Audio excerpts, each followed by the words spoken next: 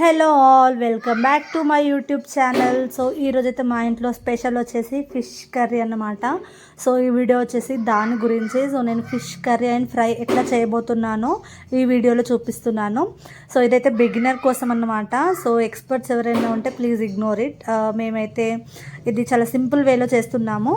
Okay, let's get in to the video. So process అయితే start చేస్తున్నాము. So first అయితే ఫిషెస్ని తీసుకొని ఇట్లా మంచిగా సాల్ట్ వేసి నీట్గా ఒక 3-4 టైమ్స్ వాష్ చేసుకోవాలి.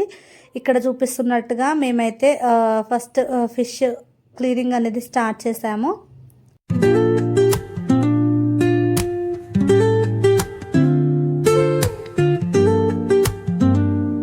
ఏంటంటే మనకు ఫిష్లో ఉన్న నీచు వాసన అనేది రాదు మనకు. సో అందుకని వాళ్ళు అడిగింది కాకుండా వాటితో పాటుగా మరొకసారి మనం మంచిగా కలుపుకుంటే ఈ ఫిష్ యొక్క నీచు వాసన అనేది రాకుండా కొంచెం కదా మరొకసారి సాల్ట్ వేసుకొని, మన దగ్గర కల్లుప్పు లేదు, కల్లుప్పు ఉంటే ఇంకా బాగుంటుంది. మరొకసారి ఓకే మంచిగా సాల్ట్లో కడిగేస్తే ఏంటంటే అందులో ఏదన్నా కూడా అది వెళ్ళిపోతుంది. మా పాప కూడా రెడీ ఉంది, అవన్నీ కర్రీ ఎప్పుడు చేస్తుంది మమ్మీ అని కూడా వెళ్ళిపోయి తీస్తుంది. ఇప్పటి నుంచి అన్ని రెడీ చేసుకుంటుంది. మసాలా రెడీ చేస్తుంది పాప, నేనేమో వీటిని క్లీన్ చేస్తుంది.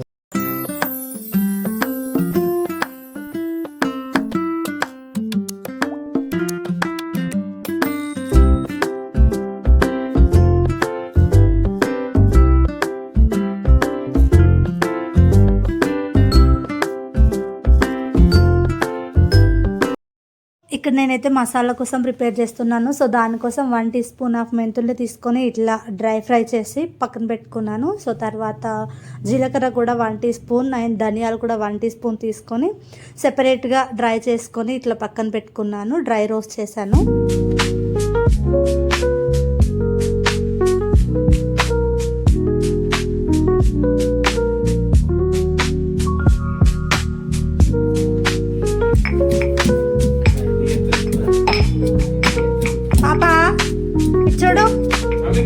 చూడు ఏం చేస్తున్నావు? దంచుతున్నావా? ఎందుకు? మసాలాకా? మసాలా దంచుతున్నావా? దంచు దంచు. 2 చిట్టి చేతులతో పని చేస్తున్నావా రా?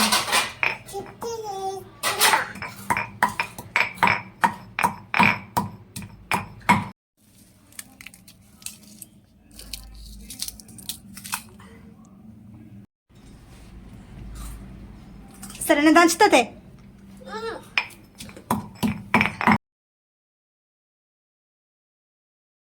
సో ఇక్కడ నేను ధనియాలు కూడా రోస్ట్ చేసి ఇట్లాగా దంచుకుంటున్నాను. సో ఇక్కడ ఫిష్కి అయితే ఇది ఫ్రై కోసం తీసామన్నమాట. సో ఇవైతే కర్రీ చేద్దామని చెప్పి సో ముక్కలకైతే ముందుగానే ఉప్పు, కారం, అల్లం మసాలా పేస్ట్ పట్టించేసి పక్కన పెట్టేసాము. సో ఇది కర్రీ చేయడం కోసం ఆనియన్ అండ్ టమాటో, తాలింపులోకి 2 పచ్చిమిర్చి కూడా తీసుకున్నాను. సో ఇక్కడైతే నేను టమాటోస్ని ఇట్లా పేస్ట్ చేసుకుంటున్నాను. సో ఇదైతే పేస్ట్ చేసి పక్కన పెట్టేసుకొని ఇక్కడ కర్రీ స్టార్ట్ చేసేద్దాము. సో 2 టేబుల్ స్పూన్ ఆఫ్ ఆయిల్లో ఇట్లా పచ్చిమిర్చి, ఆనియన్ అండ్ కరివేపాకు వేసి మంచిగా గోల్డెన్ కలర్ వచ్చే వరకు ఫ్రై చేసుకుంటున్నాను.